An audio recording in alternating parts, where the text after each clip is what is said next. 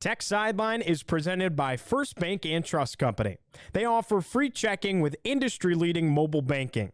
Who you choose to bank with can make all the difference. Visit firstbank.com to learn more.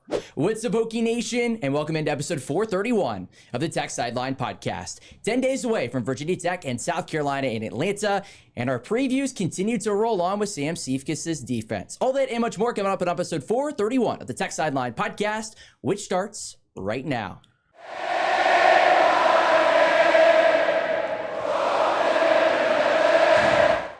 And we're recording on Thursday, August 21st, 2025 from the Tech Solutions Studio in the Virginia Tech Corporate Research Center. Remember to like, subscribe, and refer the show to a friend.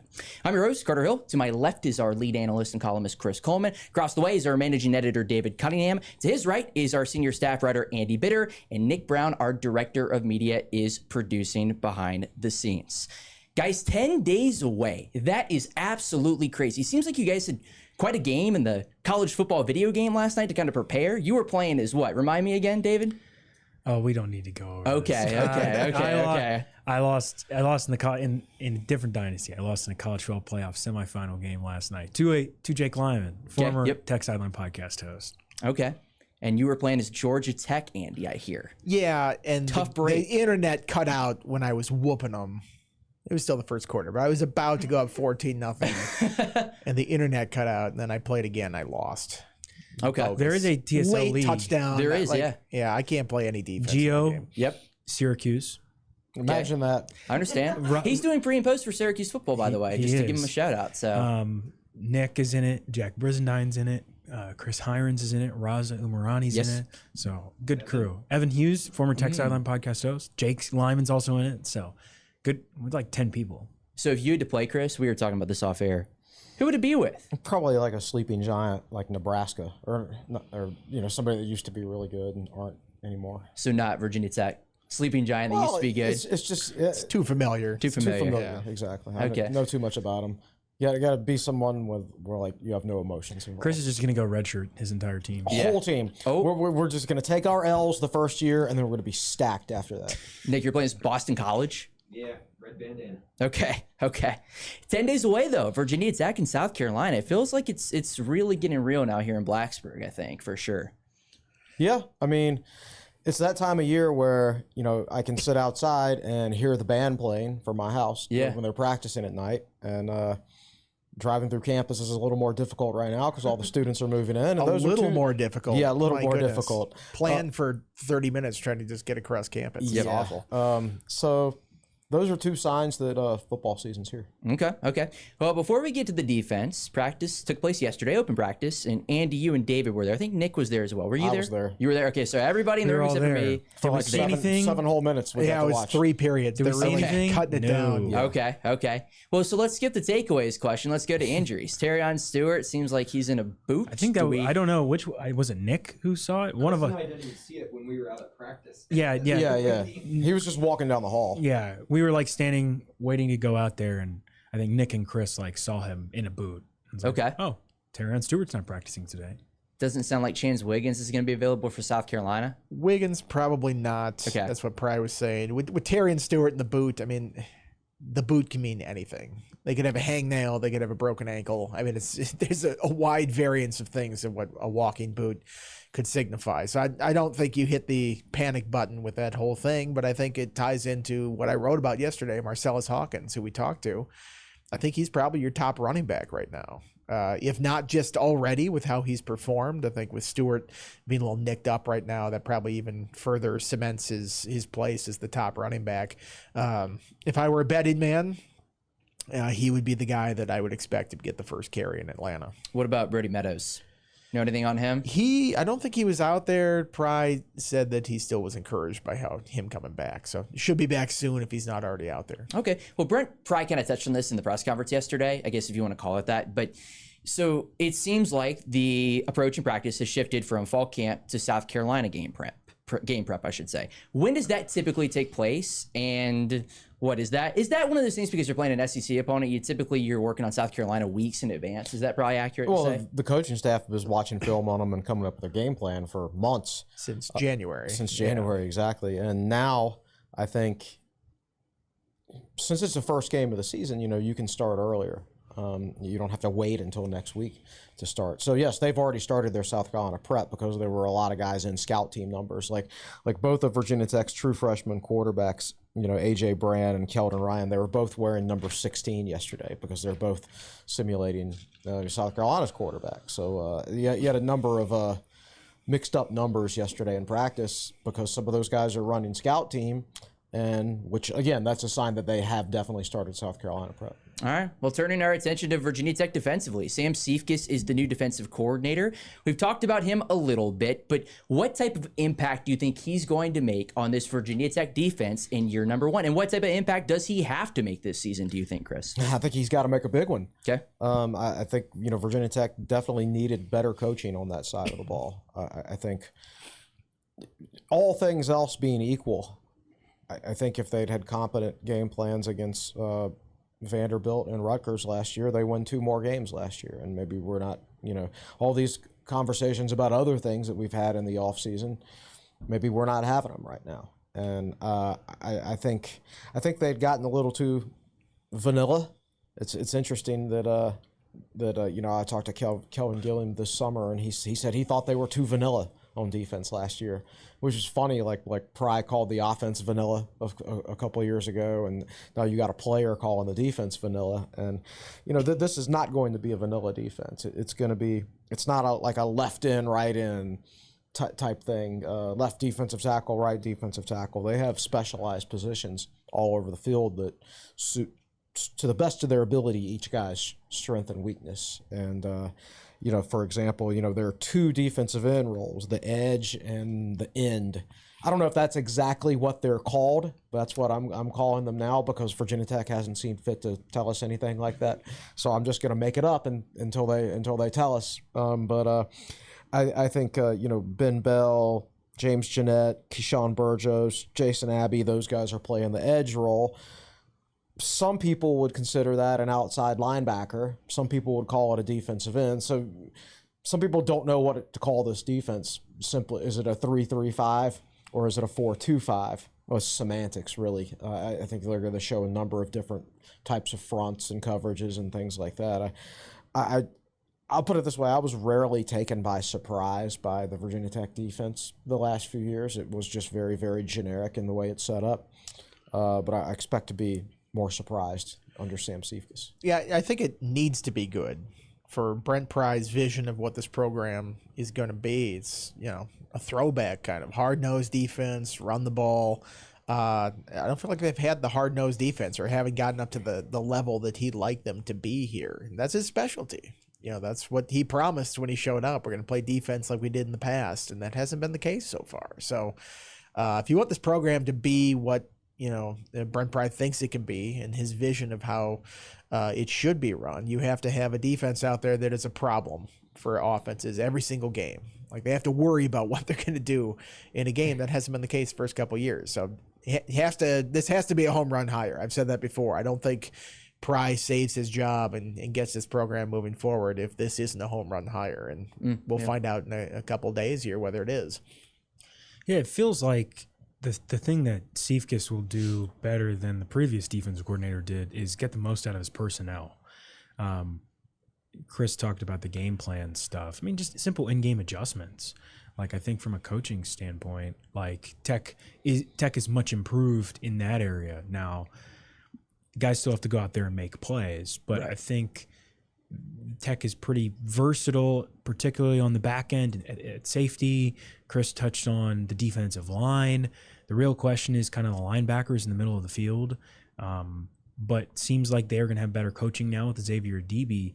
So if Sam Siefkes can get the most out of this personnel, meaning he's putting guys in the right position to succeed, playing to guys' strengths and weaknesses, I think that's the most important thing. And that seems like he's a very smart guy, comes from NFL trees. I think that's what we're going to see from Siefkes, is that he's kind of setting guys up. And as Jaden Keller told me at AC Kickoff, not just calling plays to call plays, right. Like calling plays with a purpose behind it. Let's start with the defensive line. And again, you touched on it a little bit, Chris. You wrote about the difference between edges and ends, and you touched on that a little bit. But can you go a little bit more into what the difference is between the two positions before we get into personnel? Yeah, what I'm calling the edge position is generally the quicker and twitchier defensive end. Your guy more likely to get a sack, I would say. So like I said before, Ben Bell, James Jeanette, Keyshawn Burgos, Jason Abbey, and then younger guys, like I think they've got Gabe Williams playing edge. They list him at linebacker on the roster, and they list the other edges as defensive ends. But Pry also said he's going to be playing on the outside, which to me means edge, because you can't play inside linebacker at 205 pounds, right? So for me, he's an edge. And then your other defensive end position will be a little bit stouter, like James Joncom, Elijah Fall, Asen Stevens, slightly bigger guys. I want to say there was about a 18 to 20 pound difference in average weight between the guys at each position. I don't know exactly where they lined up. In the spring game, actually, the smaller guy lined up on the short side of the field, and the edge lined up on the short side, and the end lined up on the wide side. But the spring game was very generic. I don't know if that's how it will be once the season rolls around. This should be familiar to Virginia Tech fans, because Bud Foster and his scheme, the peak of his scheme, they had a stud defensive end position, and then the other defensive end was called the end. And the stud was your quicker, twitchier end who would always align to the wide side of the field. Think Corey Moore, right? Okay. And then your end was generally your bigger, stronger run stuffer type who was always on the short side of the field. Think John Engelberger. And you had a few guys throughout Tech history who could play both positions, like Darryl Tapp played both positions during his career. So they're getting back to more specialized focus at each individual position. Well, you read off the personnel, and it seems like the two guys that really stand out are Ben Bell coming in from Texas State and James Joncom coming in from Eastern Michigan. Andy, how do you feel about that group, excluding the tackles? How do you feel about that group specifically going into the season? I think it's got some promise. I talked to Pry around signing day, and he said Ben Bell was at the top of their list in terms of an edge rusher, just a guy who can get to the quarterback. He's not a big guy. He cut his hair, shaved his head. So yeah, I was going to say, they need to update his photo. He looks exactly like Joey Sly now. If you remember Joey Sly, the kicker here, I mean, they look like they could be related if they stood next to each other. But he's got all sorts of pass rush moves. Quick guy, he can be problematic. I think he's got a motor to him that can get after the quarterback too. And so yeah, I think there's some promise there. Is there a guy who's going to get 16 sacks this year? Yeah, like APR? I don't think so. I think it's like, how do you replace Bashaw Tootin? A bunch of guys are going to have to do it. I think it's a similar situation with the defensive ends, and Bell, Joncom, Keyshawn Burgos. I think those are the top candidates there, and we'll see who else kind of steps up in those situations. Can somebody like Asen Stevens, who's Elijah Fall, I think is playing out there on the outside. Haven't seen a whole lot of him just because we haven't seen a whole lot of practice, and he got here in the summer. But seems like they have a lot of options. I think that's a consistent theme in the defensive line room. Is that's just a lot of bodies that they can throw at you there, and a lot of bigger guys that tip the Toledo's pretty high there in the weight scale. Get it up around 300 some of the tackles. I think some bigger defensive ends as well that can be a problem for other teams. Ben Bell 2 years ago had 10 sacks for Texas State, and I think he had 3.5 in 4 games last year before he redshirted. He had 9 pressures against Arizona State last season in one of those 4 games. Arizona State was a playoff team. Right, so this is a guy who's a pretty accomplished pass rusher, and Joncom on the other side playing the end role. I know it's apples and oranges. He was at Eastern Michigan playing middle linebacker, but of all middle linebackers in the country last year, he had the highest pass rush grade on PFF. Yep, 91.5. Right, so you're using different techniques, of course, and you're relying on blitzes as a middle linebacker, so it's different, but he's a guy who's not without success rushing the passer. You got anything, David? No? I mean, they kind of summed up all that ends, yeah. Okay. All right. To tackles. Kelvin Gilliam, obviously A lot of people are excited about him. Second season at Virginia Tech. Emmanuel Hickman coming in from USF. Cody Heisman from North Dakota State. Arius Nash from Mercer. Kamari Copeland. Andrew Hanchuk. Emmett Laws. Gerard Johnson. And true freshman Christian Evans. Your thoughts on this group as a whole, Chris? You know, Gilliam got elected captain by his teammates, and from talking to him this summer, I did a one-on-one with him, and then he was down at ACC Media Day. So I'm not surprised by that at all. I think he's a guy who's a natural talker and a natural leader, and I think that's a good choice. And he should have a good season as a senior this year. I think, you know, he was solid last year for him, but you know, I think as a senior, his last ride, you know, he'll have a good year. Kamari Copeland is the guy I keep hearing most about. Now, Tech keeps high talking ceiling, high certainly. ceiling. Yeah, you know, Tech has talked about him in front of the media, but I've even heard some stuff like J.C. Price and some other coaches have made comments to people off the record, like even more complimentary than the comments they've made in front of the media. Like they legit think he's going to wreck ACC offensive lines this year. They think he's an all ACC caliber player, maybe even more for all I know. So that's one to watch right there is Kamari Copeland. Yeah, you know, Pride said that there were some plays they couldn't even like get going in the spring. Like, wow, what happened on the offensive operation there? It's like Kamari Copeland happened to the offensive operation. He's just sort of blowing the plays up before they could even start. I think it's interesting, you know, J.C. Price, not a sunshine pumper. Like he's not going to come out and just talk these guys up like this guy's the greatest thing since you know, Ndamukong Suh or something like that. Not that he said that or anything like that, but when he like really can't contain a smile about a player and like you ask him about, he's like he's going to be pretty good. Take that to the bank. That's usually a pretty good sign when J.C. Price is even reluctantly giving up praise on somebody like that. I think that's a very good sign for what he can do, and you know, hopefully he can stay healthy. Last year he had the tricep injury, which sounds painful when it happens like that, but I mean, this guy is a muscled up, high motor player that I think could be very problematic. It feels like it's been a while since Tech has had, you know, just a super disruptor on the defensive line. I know Aeneas Peebles last year had a very good year. You know, who before that though? You know, Ricky Walker was kind of in that vein. And then he spent most of his senior year hurt. Yeah, I think Tim Settle. You've got to feel like Settle. Woody think, Barron had that year and a half run where he was just really hard to block. I think 2019, who was the JUCO defensive tackle they brought in? Deshaun Crawford. He was a great fit for that scheme. Like he was a real disruptor that year. And then he didn't play the next year because he was a horrible fit for that scheme. He was all about did he fit the scheme. But I would have to say, like, you go back to 2016, 2017 when you got Tim Settle. Yes, Settle. And Woody Barron had a really good run. Nigel Williams was good, What type of year do you see Emmett Laws having? He play a role this year, do you think? Yeah, what was unclear to me is whether, like, the defensive tackles, it's two different positions, like the defensive ends. I'm guessing there is.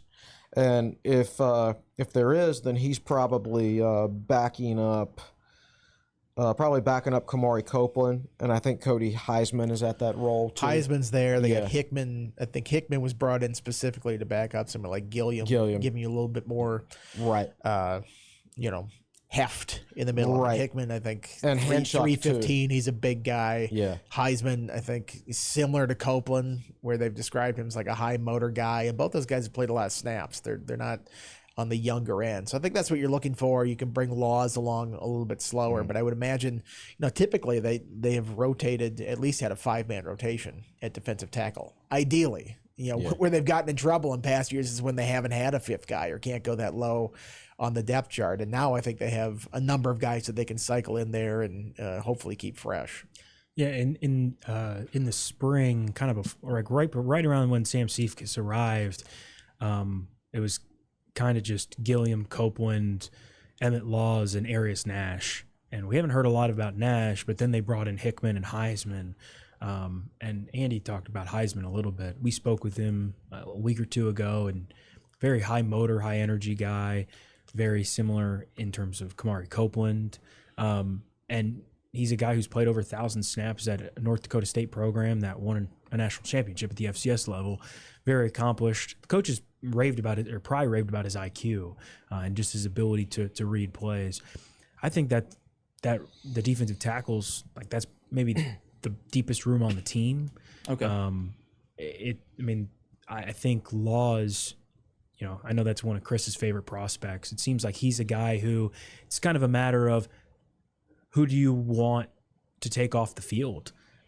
If Kamari Copeland and Kelvin Gilliam are playing so well, and Cody Heisman comes in and is playing well, like how do you rotate it? But J.C. Price, I think in the past has done a pretty good job of balancing that. And, like last year you had guys like Peoples and Penne playing together along with Fuga, and how that shaped out. I think it worked pretty well for the most part. I haven't heard a lot of Arius Nash. Yeah. He's a guy they signed in the winter before Sam Siefkes got here. And he's small, only about 275 pounds. And I've got to wonder if Siefkes gets here in the spring. And Nash was in the 2-deep this past spring. And it was after the spring where they were like, oh, we got to get bigger. We've got to add more Hickman size. certainly fits that bill. He's pretty big. So, right. So we'll see. Like, I definitely think Nash can be, like, if it's 3rd and 8, he might be the defensive tackle you want in the game from a pass rushing perspective. So we'll see how they play it. A couple comments on some other guys. J.C. Price has always been very high on Andrew Hanchuk, and he would play probably the bigger defensive tackle role. And he got hurt last year. Yeah. I think he broke his leg or something. I think it was an ACL. Okay. Okay. He's a guy that the offensive coaches really wanted to move to offensive line. And I could see why, because I think he could have a great future there. And I would have actually been supportive of that move in Tech's old scheme. Now that they're a new scheme, and I think I can envision what it looks like, I'm an advocate of keeping him at defensive tackle. But they've got, so him and Emmett Law is a couple of redshirt freshmen that JC is really, really high on. And to add on a little bit about Cody Heisman, I think he might be the most versatile of Tech's defensive linemen. I think he'll officially back up Copeland, but I also think he could play both defensive tackle roles and maybe even some of that end role on short yardage situation. If it's like 3rd and 1 and you want to get a little bit bigger, I think he could potentially play that role as well. I was going to ask you about Heisman. Laws is a DeMatha kid, correct? Yeah. DeMatha? Yeah. And you love that program, I know. Oh, I love that program. He lived in, God, I forget the name of the town he grew up in, but it was in Northeast Maryland, almost up in Delaware. He would ride the train to DeMatha every day. Elkton, Maryland. Yeah, right. He would ride every day. He would ride the train to DeMatha. That's 2.5 hours. 5 hours commuting round trip every day because he was so dedicated to be the best football player he could be. And the player development as DeMatha is great. So I foresee no scenario at all where he's not a success at Virginia Tech. It's just the work ethic is too strong. Yeah, it feels like it's just kind of a matter of he's behind guys who have played a lot. Yeah. And so it's kind of just a matter of when he can kind of break through and find playing time. He was good in the ball game. Yeah, he was. He was good. Yeah. Interesting. Did Hickman start in another school? He goes somewhere before South Florida? I don't remember. I'll look that up in a minute. Linebackers, before we get into personnel, the way Sam Siefkes wants to run his defense, how is that going to affect the way Virginia Tech slots its linebackers on the field, Andy? We'll see. Okay. It's always tough to tell without knowing the scheme. Hickman played at East Carolina before South Florida. Okay. I was looking that up. The linebacker group will be interesting. They sort of eliminated a linebacker spot. There's no longer the star linebacker anymore. So it's really the 2 inside spots and the Mike and the Will, however they're defining those right now. It feels like Keller and Woodson are the guys at the top, but I feel like we've heard Keller as the guy for a couple years now, and it really hasn't ever panned out like that. He played better than he ever had last year at the end of the season. And I think Woodson has really high potential as a team captain this year. I think they love his work ethic, his approach. Does he still have the lunch pail? He had it the last time we talked to people, I think, but I haven't been out there to see where the lunch pail is. So I think a big year is in store for Woodson. I look at the other spot and I go, can Keller finally hold that thing down? If not, they have some guys they brought in the transfer portal that might be able to step up and challenge him. So what we know is that there's a Mike and a Will. That's the name of the positions, just like last year. The only reason we know that, though, is because George Balance told me in an interview. Oh, that's Virginia right. Tech has not announced any of these names.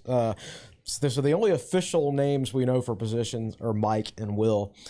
in the spring game, Jaden Keller was at the will spot, which means Caleb Woodson was at Mike. Although their alignment in the spring game, the Mike wasn't playing as a traditional Mike. So it'll be interesting to see how those guys align during games. I don't know what position the backups are playing. I know that Balance is playing Will, but as far as the two guys that transferred in, Santiago from Temple and Short from North Carolina, I don't know which one's playing Mike and which one's playing Will. Short is playing the Will. We talked to him at Media Day. Okay. Said as much. Okay, so Santiago should be at Mike then. Where does Caleb Spencer fit in? In that whole thing? Right. Yeah, exactly. I think the Mike in the spring game was actually on the wide side of the field. Now, he's an inside linebacker, but his alignment was always on the wide side of the field in the spring game, which means you probably want your quicker player there. So Caleb Spencer is probably at Mike, even though he's not, a traditional inside linebacker at all. So we'll just have to see. Two linebackers. That's all we need to know. They're putting two linebackers on the field. Yeah, exactly. Getting into Ron Jaworski here. Right. Mike and Will is like, believe me, this is beyond my knowledge of football and out of my depth here. I just know they got two linebackers. Okay. I do think the positions are a little more interchangeable than they have been in the past. So I don't think they're doing. It doesn't sound like they're doing cross training. But you actually, I think, could do it a little more now than you could when they actually did it in the past. Because I think these positions. I did not think I would see a day where Chris Coleman would be advocating for cross-training. I'm not an advocate for saying, "Oh, here's your 200-pound star. Let's cross-train him at Mike." Yeah, right. That's the things like that I think are kind of silly. But fortunately, they're not doing that anymore. And I do think if there are any issues with like Keller this year where he's not playing consistent football, by going out and adding Santiago and Short, you give yourself more options.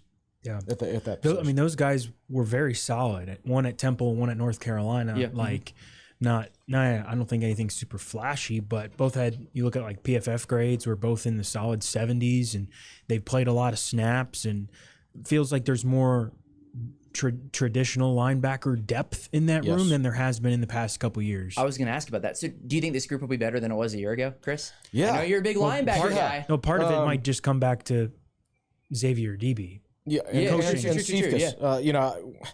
The little bit of practice we've gotten to see, Sam Siefkes is around the linebackers a lot too.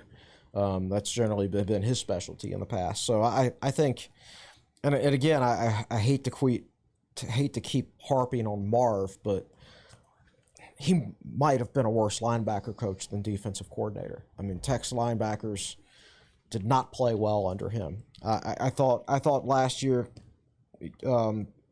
Caleb Woodson did an admirable job playing inside for the first time, considering he was always an outside linebacker before, even in high school. And I thought he did a good job against the run. He got caught up in the wash, so to speak, in the passing game sometimes. Like he was one of the guys in that Rutgers game that was out of position a lot against the pass. But I thought he did a good job against the run considering his background.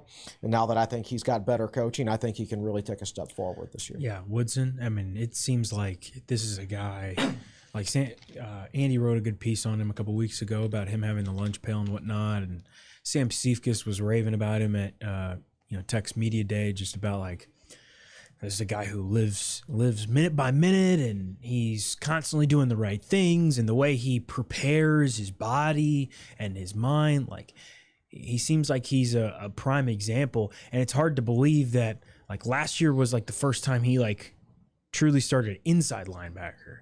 So it seems like Caleb Woodson could be a guy who has a really good breakout year. How much do we see of Gabe Williams and Noah Jenkins? Obviously, Gabe Williams is coming off that huge injury. I think Gabe is at edge. Okay, that's right. Okay. Because he's 6'4", 205. You can play inside linebacker with that. Didn't frame. Noah Jenkins? I think Noah Jenkins. He's the safety. Yeah, I confused my Noahs before when I was asking. Yeah, Noah Chambers. Jenkins has moved to linebacker from safety, but he's smallish. So I think he's a situational type guy. Yeah. I think it's going to be very specific if he's ever in the game like that. I think Noah Chambers sounds like somebody they're very excited about. It's hard to find a spot right now, I would imagine. It's got to be extremely situational. Maybe you bring him along in the 4 games and you still redshirt him, because I don't think he's someone you want to waste a year with just playing as a reserve somewhere. Then again, these guys, you need special teamers all over the place. And sometimes if they envision a big role for these guys in the future, they get him on the field early in a special teams capacity, and perhaps he could steal some linebacker reps too. I think I might have given Chambers 4 stars when I did my half-star article. He's a DeMatha kid. Yeah, I was gonna DeMatha say, guy, yeah. natural inside linebacker. I love him. His film was great. Physically ready to play right now, no question. In some of the rare contact that we're able to see, I think it was the second day we were allowed to watch practice. They were doing pass protection drills with the running backs against the inside linebackers. I don't know which running back it was, but all of a sudden you look over and there's a running back flying through the air. Running back gets knocked into Elijah Brooks, who goes sprawling on the ground, and you're like, man, what linebacker created that carnage? It was Noah Chambers. Just completely crushed that running back and took out his coach too. So I think he's a very, very capable player physically.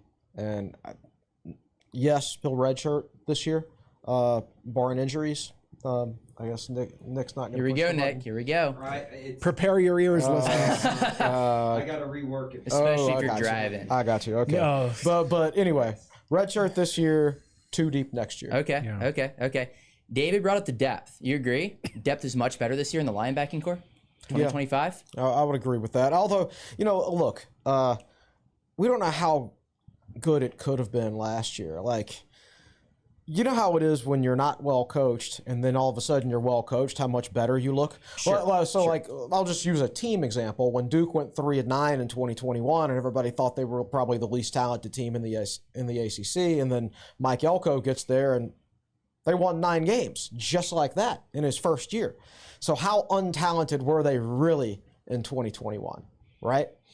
So I'm inclined to think that Tech's linebackers probably would have looked better last year with different coaching.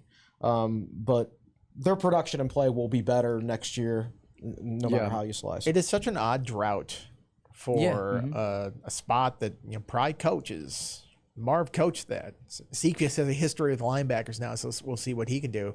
I mean, trivia question. You guys know, they put it in my story, so if you read my story, you know that last time Virginia Tech had a linebacker make one of the first 3 All-ACC teams.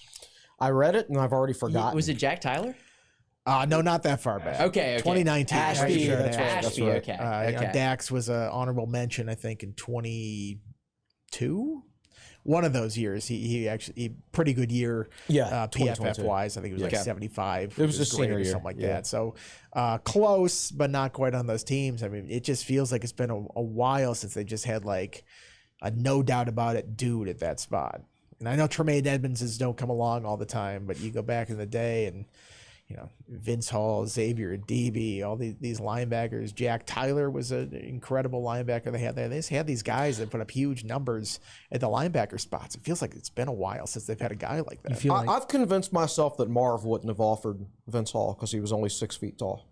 I saw a list the other day. Which is weird. Marv wasn't a tall dude. Exactly. You think he would have like a soft spot for guys that weren't like huge linebackers. Like, you have to be tall and rangy.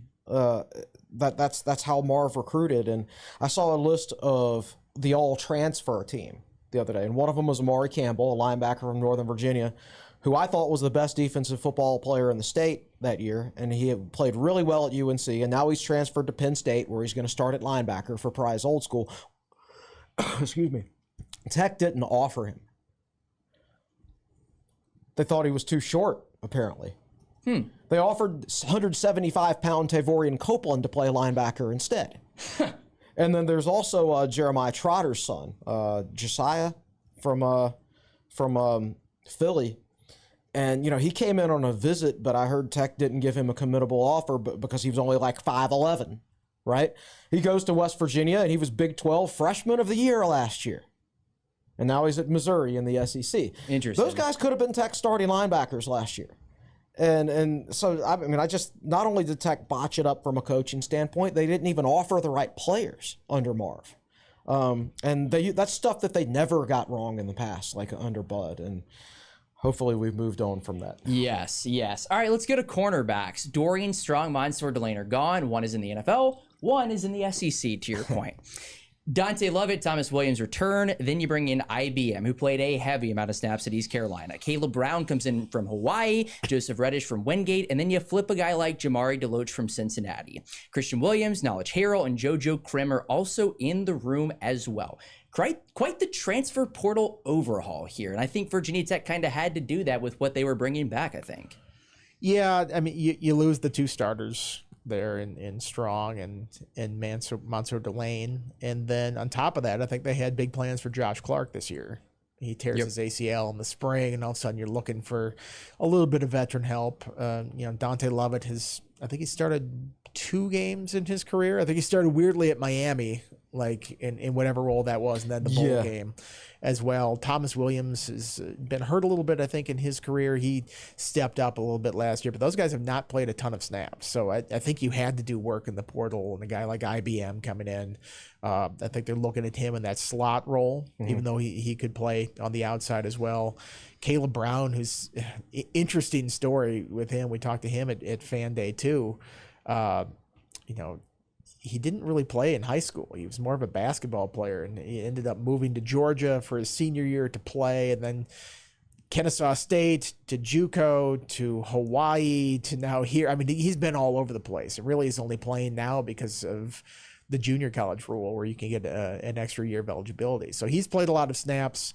Offers a veteran presence in that room, so maybe you don't have to rely so much on true freshmen like JoJo Krim, Knowledge Harrell, Deloach, another one there. I think one of those guys will play, maybe 2 of those guys, but the fact that they brought in these veterans will help out certainly. Yeah, I think, Pry has indicated that they have a top 4, in no particular order. Dante Lovett, Isaiah Brown-Murray, Caleb Brown, and Thomas Williams. And, obviously that includes Brown-Murray playing the nickel spot. Sure. And he could play that nickel role. He could also line up on the outside. We'll just have to wait and see how he's used. I believe Dante Lovett will start, another DeMatha guy. I think he's played well whenever he's been called upon in the past. It's just, you're behind a couple of NFL guys for your first couple of years. So I think he's been ready to play more snaps than he has played, but they just, when you've got, it's hard to take Dorian Strong off the field, right? The guy's about to start for the Buffalo Bills, is what it seems like. Yeah. So, a great player there. So it's going to be different. And, obviously, if I'm looking to target something, if I'm South Carolina, I'm testing those new corners out early. I mean, I think you have to. I'm high on the freshman, man. Knowledge Harrell, I think he was backing up Brown-Murray, who I guess I'm going to start calling IBM. Yeah, IBM. Yeah. It's a cool name. Yeah, it really is a great name. I want to say Joseph Reddish is in that mix too. Okay. Spot. I think Pride said in Charlotte flat out, Harrell's going to play. And so I think he's the number 2 nickel right now. I think he's probably the most advanced of all the true freshmen on defense. I think he's good in coverage. I think he's very similar to Delane, actually. Remember, there was the whole thing early in Delane's career. Is he a safety? Is he a corner? And, when Tech ran out of safeties, I wanted to move him to safety, and they started him at safety for 1 game in 2023. I think Harrell's kind of got the same thing. Like, if Tech had played a nickel role in last season, Delane would have been the best fit for the nickel role, in my opinion. And I think Harrell's a very similar player. Krim seems like he's ahead of Deloach right now. And that doesn't mean Deloach is doing anything wrong. They're impressed with him. It's just he hasn't been quite as impressive as those other 2 guys. And I wouldn't necessarily expect to see any of those true freshmen out there on defense early in the season. I think they were all wearing scout team numbers. Yeah, I think that's probably right. So. I wouldn't expect them to see them out there against South Carolina, but as they gain experience and the coaches learn that they can trust them a little more, maybe starting with the ODU, Wofford games. Like Mansour Delane in 2022. Yeah. Kind of worked his way in there. Yeah, exactly. But he worked his way in there by midseason. So I would expect a similar development track for those guys. Yeah, I think the IBM edition was huge. Obviously, Caleb Brown, that came late. But, IBM's a guy who, he was kind of like the number 2 corner at East Carolina. And then the number 1 guy, I forget the guy's name, but great pro prospect. Yeah, NFL guy. Yeah. I think he got drafted. And and he got injured last year, like season-ending injury, and IBM basically had to be the number one guy, and he played like over 1,000 snaps. He was on the field a ton, played very well, and you get a guy with versatility and experience. And for a cornerback room that Dante Lovett, who's played well, like you said, but limited, and Thomas Williams, who it hasn't really played a ton. I mean, that room outside of the rest of that room is very young and inexperienced, and then you bring in IBM. I think that's an immediate boost.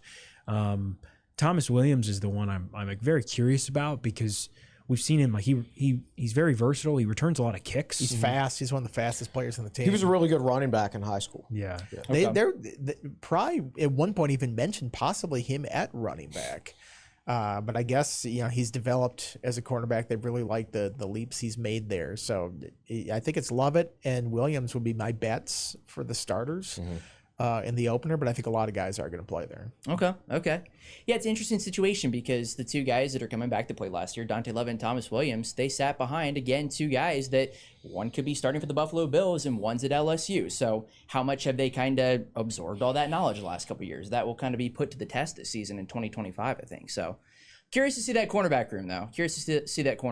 But Joseph Reddish, and I know you talked about him a little bit, came here, obviously the brother of Quentin Reddish. Is he somebody that we're going to see quite a bit of? You mentioned he was in that 2 group, you said, Andy, yesterday when you saw him at practice? I don't know. He's in that nickel group. Okay, that's right. Working there. I don't know really the order there. I mean, it's IBM at the top. First of all, it's great to have another initial APR last year, IBM this year. It just works so well.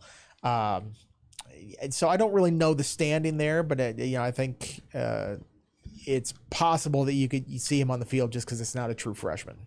If they like Harrell and he's ready for it, then that's one thing. But with the true freshman coming here and playing, there's always something that pops up that they haven't seen before. Maybe somebody like Reddish, who a smaller school before, but he really showed out there and had a bunch of interceptions last year to earn the opportunity here at Tech. It could be an interesting one to watch. Let's talk about his brother and the safeties, Quentin Reddish. Hokies need him to have a pretty big year, I would think, in 25. He might be the number one safety. I mean, he was the first guy Pry mentioned yesterday when we spoke with him. Yeah. The safeties, Quentin Reddish.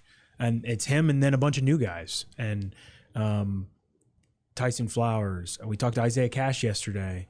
Andy, I thought, incorporated a lot of really good stuff about him. Sam Houston State. I mean, that's the room probably over the last couple of years where Tech's had the least amount of depth. And Tech went out and basically said, we're not having that problem again, and we're going to get 5 safeties. And now there's a lot of guys there, and it's kind of a matter of how it shakes out. But Reddish, I think, is at the top right now. Yeah, I think it's Reddish Flowers would be my bet for the 2 starters. Cash is in there. Jordan Bass all of a sudden might be a possibility. I thought when they said, he's switching to safety from linebacker, I'm like, okay, well, that's a red shirt. Sure. But it sounds like the way Pry's talking about him, that he's taken to the position really well and could be factoring in there. I didn't realize he has 2 years left, not just 1 year. So, yes, yeah. So he could play this year and sort of learn the position and then be a redshirt year junior after that. Well, he played safety in high school. That was his high school position. He does have a little bit of history, but I feel like he could play this year, and you're not like, you're only getting 1 year out of him. You have another year after this. Exactly. Christian Ellis is in there. The guy who does not get mentioned a lot is Sherrod Koval. Yep. And every time Pry's mentioned him, it's like, when he's going in the right direction, he'll really thump you. Yeah. Which is not always a compliment when you're talking about safeties if he's going in the right direction. That's a pretty big deal at the safety spot. You have to be going in the right direction. So I'm looking at that and I'm wondering who's the odd man out in this whole situation. I don't know if you can play 6 guys. Yeah. It might be even hard to play 5 guys. I wouldn't play 5. But man, what a great problem to have after the last couple of years when you're like, okay, there's one injury. We got to move Mansour Delane over from cornerback to play safety because you just don't have enough guys you can trust at that position. I think that they were bound and determined not to be shorthanded there this year. And I think they've accomplished that. We'll see how they do it on the field. And I think Siefkes, has a history in the NFL of, 3 high safeties and doing a lot of different things with a lot of defensive backs on the field. I'll be curious to see how he deploys these guys on the field. Yeah, it is going to be interesting, and I assume they're running a free safety, strong safety deal as opposed to a right side, left side safety. Everything else about this defense seems unique enough that I wouldn't think they would go generic with their safeties. So I would assume Flowers at free safety, Quentin Reddish at strong safety.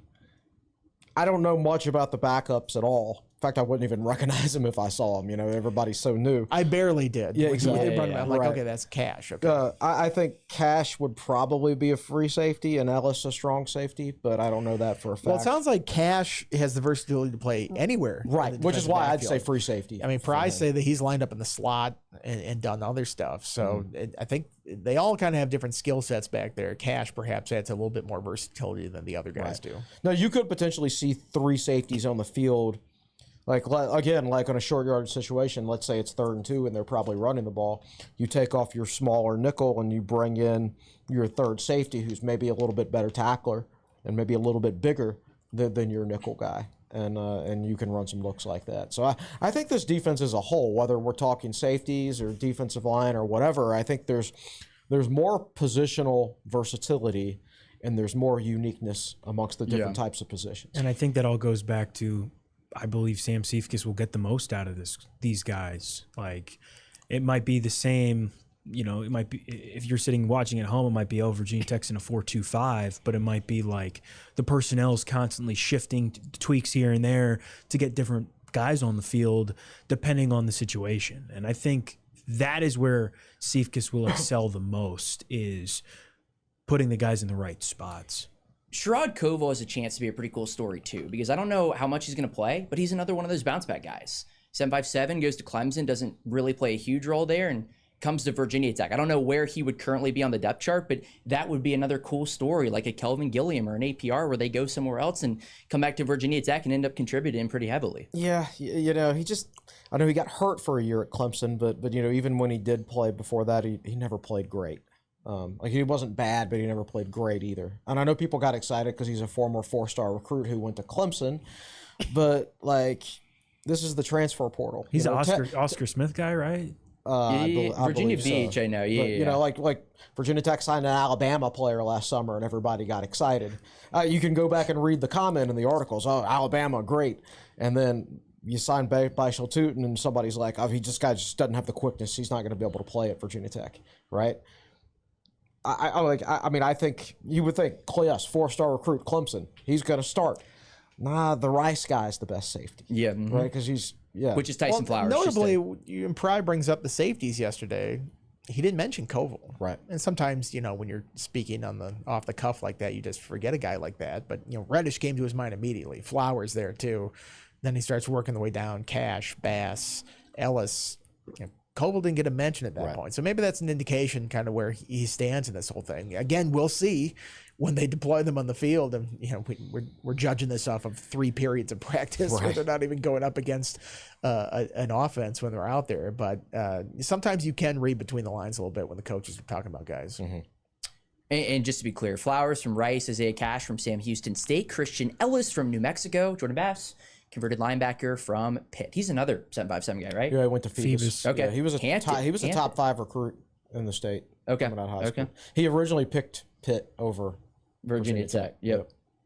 What is the ceiling for Virginia Tech's defense this season?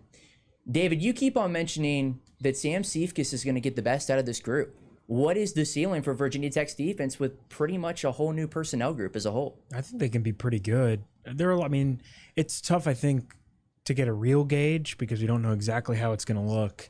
And there are question marks, particularly at corner, with just young guys. But I think this group can be really good. I think it all starts up front. The defensive line is solid, versatile. There's a lot of depth there. Obviously can't replace APR's sacks production straight up. But I think bringing in guys like Ben Bell, the combination of Gilliam Copeland, I think there's a lot of talent there. I expect Caleb Woodson to have a breakout year. There's safety depth. It feels like all this is coming together, and it's really, how does Sam Siefkes use it? How does he play around with it and put guys in the right spots? I think this group will take a big leap forward. Yeah, I don't. Last year, statistically, for the traditional stats, they were mediocre. For the advanced stats, they were pretty good. they forced a lot of turnovers, which helped their efficiency. All inside the 5-yard line. Correct. somehow. Yeah, they had a stretch, for a long time. Like, how much worse would the defense look if they don't force like a turnover in 5 straight games? Right. And here's the inside thing: 5-yard line. do credit for forcing turnovers, but it takes 2 to tango. Like the offensive player has to drop the football too. Yeah. Right. Or throw it to you. Or throw it to you. it, And they faced a bunch of backup quarterbacks last year, or quarterbacks who would go on to be benched later in the season. So, what happens if Georgia Tech has their starting quarterback? Right? Do those interceptions happen? Does Virginia Tech win? Does the other Tech win? And Georgia Tech had used its third string in that game. Yeah, they played- Right, because their backup eventually got benched to third string. Correct. And their third string, who was the freshman, who actually came Philo, in. right? Yeah, Aaron Philo, He came in and lit Tech up like in the fourth quarter, right? So glad they didn't start him. But at any rate, I think I'm gonna assume they're not gonna play 6 backup quarterbacks this year. That was the crazy thing last year is all Yeah, six go game by game. 6 losses came to legit starting quarterbacks, and all 6 wins came against backup quarterbacks or quarterbacks who later got benched.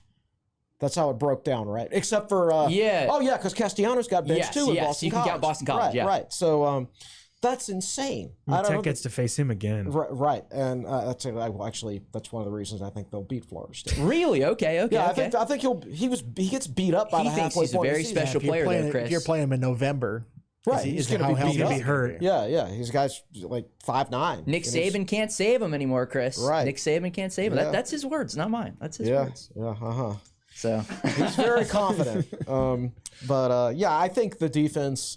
Again, I don't know what it'll look like statistically, but I think at the end of the season, I'll look at it and say I feel better about this group than I did the previous groups. I think one of Bud Foster's the pride that he had in his defense was that, at its best, he knew it was always going to be a long day for the offense. Like the offense knew it was going to be a long day going in to face Virginia Tech defense. I don't feel like that's been the case lately. Certainly not since Bud retired.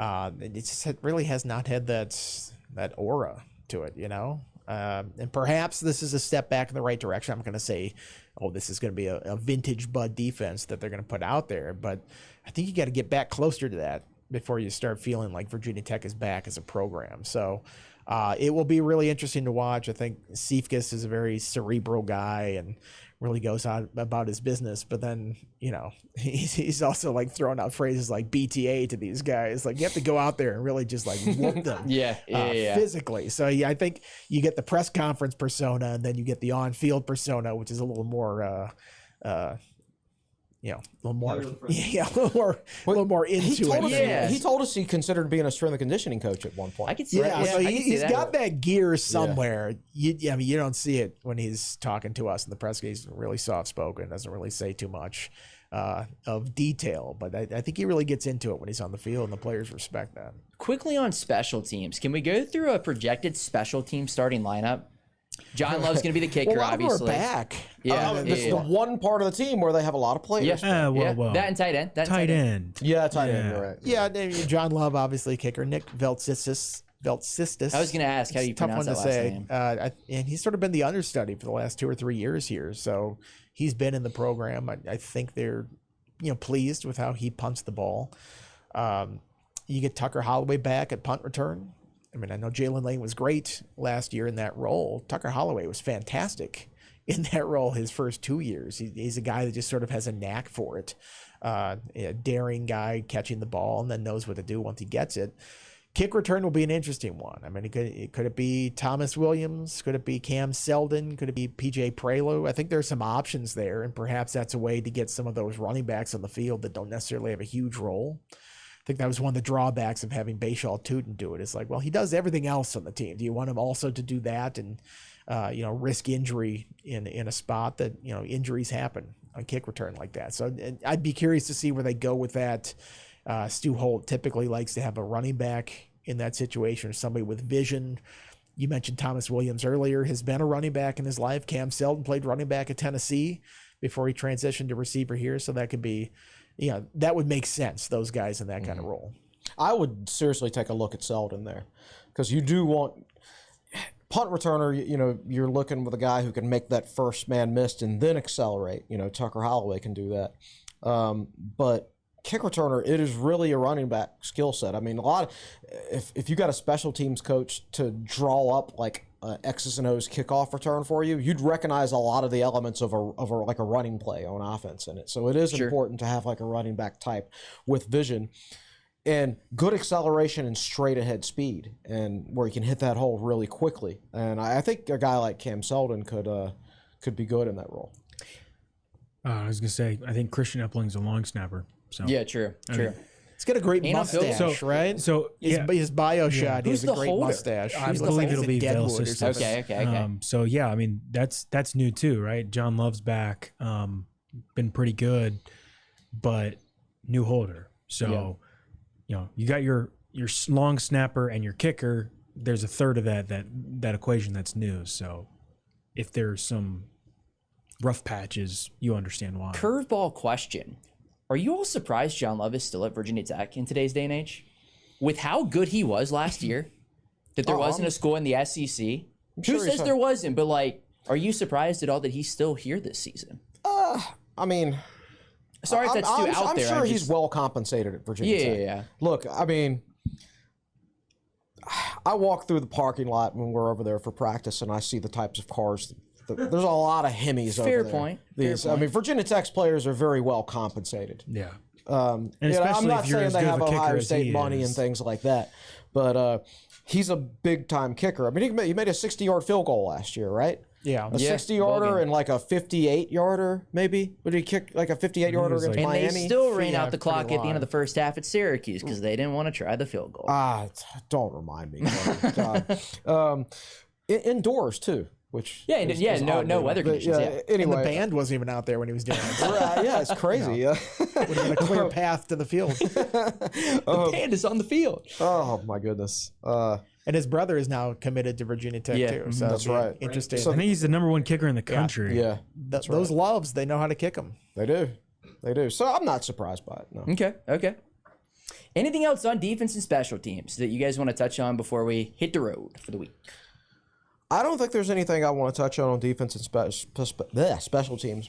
We should point out that we did our offensive podcast yesterday before we saw practice, and we talked about who's going to be the backup, and we said we didn't know. Well, right now, Pop Watson is slightly ahead. You know, Okay. the few minutes we spent at practice, when you watch quarterback drills, so one of the things Tech does is they have two receivers on the field and two quarterbacks, and each receivers run a different route, and the quarterbacks throw the ball at the same time. Each has their own assigned receiver to throw to. And the first guys through were Kyron Drones and Pop Watson. They were the first two quarterbacks. So I thought Pop, showed some sharpness on his throws yesterday. I mean, there was no defenses on the field, of course, so you should. But, Bud, Pry mentioned that they've really tried to heat him up this preseason because he struggled facing pressure last year. This is a guy who has fewer rushing yards and much lower yards per carry in his career than Garrett Rangel, despite his athleticism, because God, when he got blitzed heavy against Duke in Minnesota last year, he was like a deer in the headlights. He just stood there and took sacks. That's where he had to improve, and Tech has made an effort to help him improve there this year by showing him those types of looks in practice. So right now it looks like he's got a slight advantage. I don't really have anything to add. Defense, special teams at the end of this. I think we should mention, some sad news. The Virginia Tech beat from last night. Randy King, former longtime Roanoke Times staffer, covered Virginia Tech for a long time. He died last night. 69 years old. Got the news this morning from people, and in my text threads, it's just nappy reminiscing. Yeah. I mean, character of all characters. I tweeted this, but the phrase "larger than life" is invented for somebody specific like Nappy, and it does not really do him justice. I mean, I feel like you had to know him and like interact with him to be like, oh man, this guy is on a completely different plane of existence sometimes than some people. My favorite Randy King story, and this predates you, Andy, by a long ways. So this was 2001 season. Maybe David Teal would remember this. Maybe like Norm would remember this. But this was 2001 season. Virginia Tech was unbeaten, and then they got upset at home by Syracuse. And they've been ranked like third or fourth in the country or something like that. The Syracuse holder was bringing a lollipop out on the field and laying it down, and the kicker was using the lollipop to line up his kicks. And I think that's technically illegal. And Beamer, being the special teams guy that he is, he was giving the officials hell, absolute hell. And Tech lost the game, and that Frank started talking about that on the post game, talking about how they were using a lollipop to line up their kicks, and by God, he wasn't going to stand for it, right? And it's just pure frustration after, you know, being a national title and your first loss of the year at home.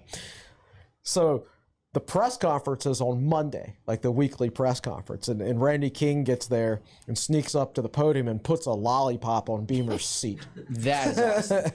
That is awesome. And of course, Beamer saw, he had calmed down. 2 days later, he had calmed down. He saw it, and then took him a while, but eventually he started laughing and everything like that. So that's my favorite Randy King story. Well, Randy lives on in YouTube glory because he's part of that Corey Moore rant at the Sugar Bowl in 2000. And you know, Corey Moore's, first of all, Corey Moore did this intentionally to try to take the heat off Michael Vick down there. So he's in the middle of like a 2-minute rant with the media, and it's like, screw you guys. He didn't say screw you guys. He said something more serious than like that. And he's like, you're not going to win for this. Like, we don't need you guys, you know, whatever. And then Randy King walks up to the side. He's like, hey, Randy, how you doing? Randy's like, hey, what's up, man? How you? And then when Corey walks off, you can see like Randy there, slick back hair. It's just like pure Randy in that whole thing. So I would encourage you, when Randy retired, I think it was 2017, Aaron McFarland, columnist at the Roanoke Times at the time, and somebody who had traveled with Randy on, I can't even tell how many road trips. I mean, covering Virginia Tech games, races all over the place, knew him inside and out, has all sorts of stories. Many not fit for print, but there are some that were fit for print. And he wrote a tribute to Randy when he retired. And it was I read it today after I heard the news, and it's a great tribute. And this one line in there that Aaron wrote, a copy editor here once described Nappy thusly: he writes like he's giving crossword clues. And he always did. He always had like a beers and ale, and coaches don't get fired, they get jettisoned. Like he always had weird phrasing. Yeah. Like he was just a character. He had a down home way of writing that was just very entertaining to read. He was an entertaining guy. Nice. Very well said. Very well said.